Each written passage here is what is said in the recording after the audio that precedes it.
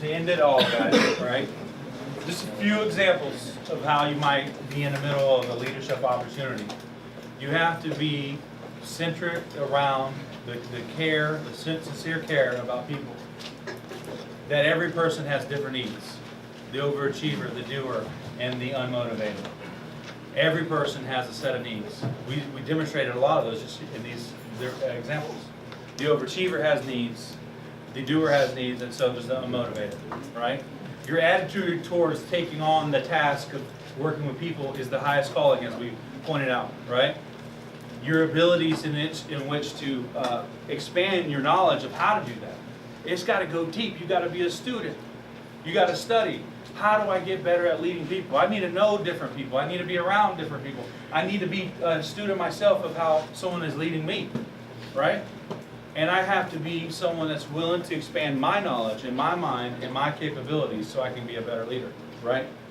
So the other thing that I want to point out, guys, outside of just being aware, right, being available and acknowledging people, is that we have to understand that our greatest asset of our own skill set is the ability to connect with someone on a level where they understand they're not alone. We talk about everybody has a different need, but the main criteria of all needs starts and ends with that need of being not alone. And the way you can create that opportunity for them to feel like they're not alone is to remind them of your own faults, your own mess, right? And we have to take our messes and turn them into messages. Messages of hope, messages of, hey, not what to do, and messages of what to do. When we do this, we're creating a pathway, a pattern that will help a person go from where they're at to where you need them to go. Remember the first statement or definition of leadership was what? Anybody remember? I know it's long ago. Many pieces of pizza ago. Right?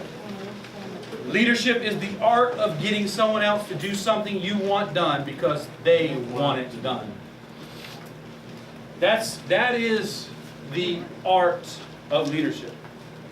And if you don't want to be a wannabe leader and a true transformative leader, you got to understand the core center of why you do what you do is to take someone and give them a better opportunity than when you found them.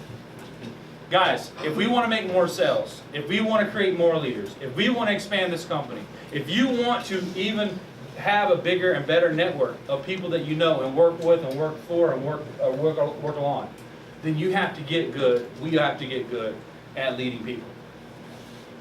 I'm going to last leave with this. The last trait of a true leader is a leader that takes action.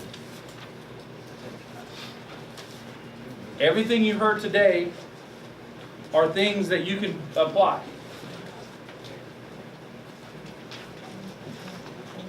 A true leader takes action. A leader doesn't just absorb or take notes, they take action.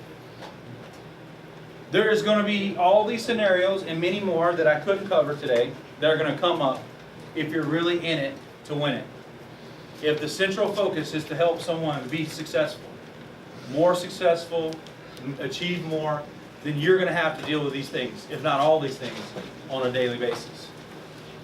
Again, I want to put the carrot back on the stick. If you want to make more money, you got to get better at leading people. If you want to expand your network, you got to get better at leading people. If you want to create an army, a team, a whatnot, you have to get better at leading people. There's nothing in this world that I believe is not dealing with being better at leading people, right? When it comes to success in business, when it comes to success at life, when we get better at leading people and understanding what their needs are, then we get better at leading them to a better place and a better life.